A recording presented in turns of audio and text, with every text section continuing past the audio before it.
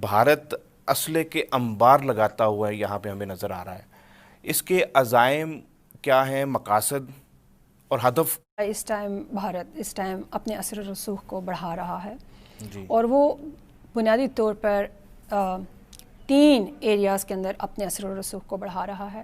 ایک تو انڈیا اپنی پاور پروجیکشن کیپیبلٹی کو بڑھا رہا ہے. اس کا مطلب یہ ہے کہ انڈیا پورے خطے کے اندر اور پوری دنیا کے اندر جتنا بھی سیاسی اور جتنا بھی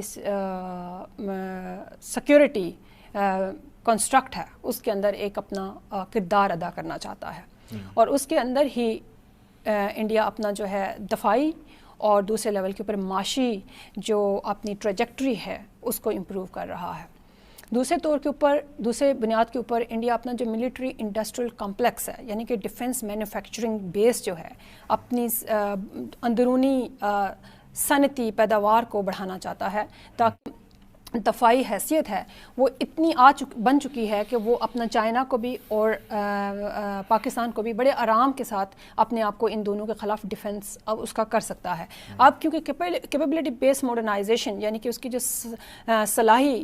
دفاعی صلاحی جدت ہے وہ اس کو بڑھانا اس لیے چاہتا ہے تاکہ وہ پوری دنیا کے اندر اور ریجن کے اندر ایک گریٹر پاور کے طور کے اوپر امرج ہو سکے. ایک جو ہے پاور یا چائنا وہ سمجھتے ہیں کہ اس پورے خطے کے اندر ایک ہیجیمون یا ایک طاقتور حیثیت کے ملک کی حیثیت سے نہ آئے بلکہ اس کے ساتھ بیلنس آف پاور کرنے والے یا دوسرے جو بیلنسرز ہوں وہ بھی ہوں. اس میں وہ جاپان، ساؤتھ کوریا اور انڈیا ان تینوں کے ساتھ مل کے امریکہ بڑے اہم منصوبوں کے اوپر کام کر رہا. دیکھیں کہ انڈیا کی جو اکنامک ٹریجیکٹری ہے وہ بھی بڑی ریپڈلی اور فاسٹلی بڑھ رہی ہے.